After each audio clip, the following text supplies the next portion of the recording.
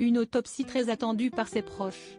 Ce jeudi, près d'un mois après les aveux de Michel Pial, qui a reconnu avoir tué sa femme Karine Esquivillon d'un coup de fusil, les médecins ont livré leurs conclusions.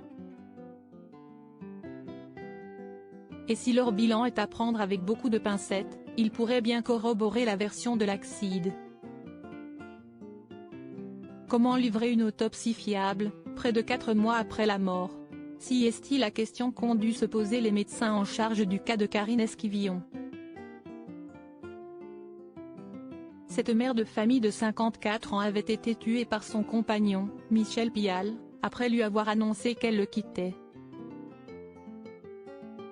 D'abord dissimulé par son mari dans les bois, son corps avait été retrouvé en juin dernier par les enquêteurs après les aveux de celui-ci. Qui, après avoir joué les maris éplorés et écumé les plateaux de télévision pour regretter l'absence de sa femme, a fini par admettre son meurtre.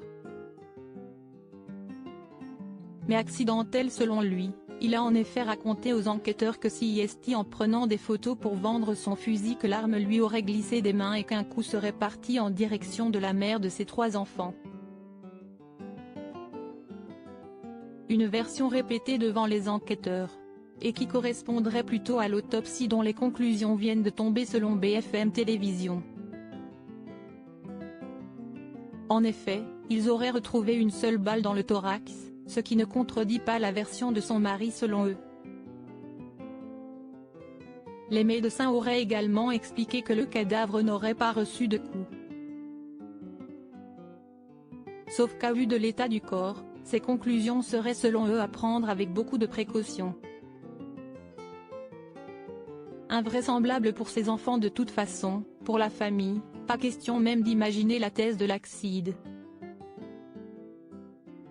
Cette autopsie n'infirme pas la version de Michel Pial, mais elle ne la confirme pas non plus, ont réagi les avocats des 5 enfants de Karine Esquivillon, 2 sont nés d'une union précédente, qui ont également qualifié sa version d'invraisemblable.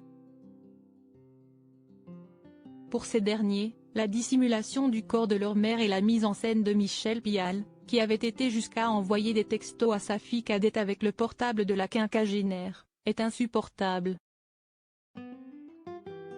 On espère qu'il ne ressorte jamais de prison, ne revoie jamais la lumière du jour, qu'il ne puisse jamais refaire de mal à une femme, avait réagi sa fille aînée Eva Louise lors d'une interview pendant laquelle, choquée, elle avait décrit son père comme un maniaque du contrôle, un pervers et un mythomane. Je voyais qu'il mentait sur beaucoup de choses, qu'il était totalement dans une autre réalité que moi-même je ne comprenais pas, avait également confié la jeune fille, très digne aux côtés de son demi-frère. Désormais, si est au magistrat de faire le jour sur ce qui s'est vraiment passé. Récemment, l'arme a été retrouvée et sera donc elle aussi analysée. Pour qu'enfin, Karine Esquivillon puisse reposer en paix.